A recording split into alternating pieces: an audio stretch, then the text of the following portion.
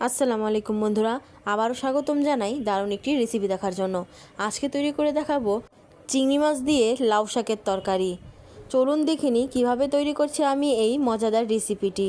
প্রথমে একটি কড়াইতে আমি পরিমাণ মতো তেল দিয়ে নিচ্ছি।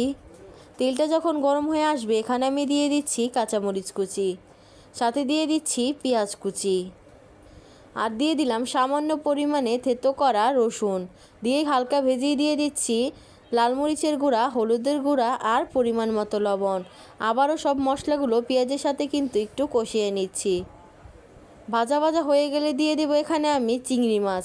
চিংড়ি মাছগুলোকে এখন আমি মশলার সাথে কিন্তু খুব ভালো করে নেড়ে চেড়ে ভেজে নিব। দেখতেই পাচ্ছেন খুব সুন্দরভাবে আমি ভেজে নিচ্ছি। আর এখন কষানো হয়ে গিয়েছে, দিয়ে দিচ্ছি আমি লাউ শাক। এখন দিয়ে দেবো এখানে আমি সিদ্ধ করে রাখা আলু। চাইলে আপনারা এখানে কাঁচা আলু দিতে পারেন। আমি রান্নাটা যাতে তাড়াতাড়ি হয় তাই সিদ্ধ করা আলু ব্যবহার করলাম।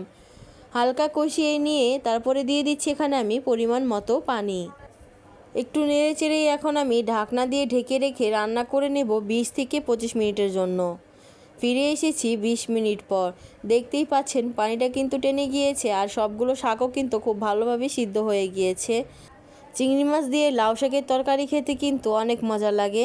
আর এরই মধ্যে কিন্তু তৈরি হয়ে গিয়েছে লাউ শাক দিয়ে চিংড়ি মাছের তরকারি।